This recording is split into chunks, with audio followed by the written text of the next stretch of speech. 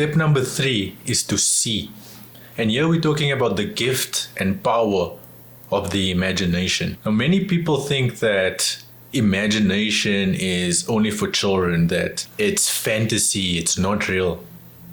But I would argue that perhaps if more of us became childlike, if more of us used this gift and this power of imagination, perhaps then we would become greater and we would do much, much bigger things in this world. I recently watched a Netflix docu-series on Arnold Schwarzenegger, and whether you're a fan or not, whether you like him or not, we all need to admit that he's done some pretty incredible things in his lifetime. And something within that docu-series that really struck me was the way he spoke about vision.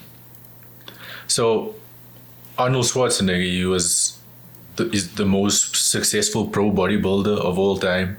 He went on to have massive, massive success in movies, and he was successful in running for office. And something that came through in the docu-series was that for each of those stages of his life, Arnold would see what was to come.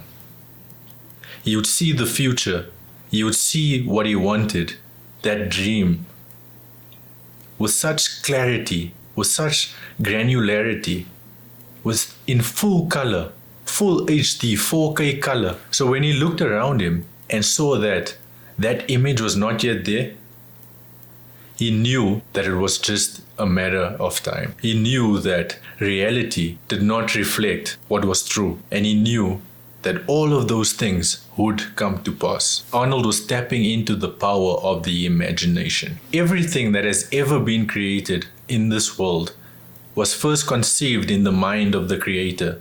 Even God Himself tells us that He sets the end before the beginning, that He sees the thing in His imagination before He starts the thing. Our imaginations are the womb in which everything that is to come is matured before it is ready to be birthed. I would argue that the state of your life right now is a reflection of the images that you allow to mature in your imagination. In our imaginations, we see visions of the future. We develop hope. And the clearer the image becomes, the more granular the image becomes, the closer it is to arriving here on the earth. I remember watching Star Trek and seeing fabricators putting together all kinds of things, and now 3D printers are every day. Robots and AI used to be a thing of the movies, but now they are an integral part of the way we do life. Your imagination is incredibly powerful.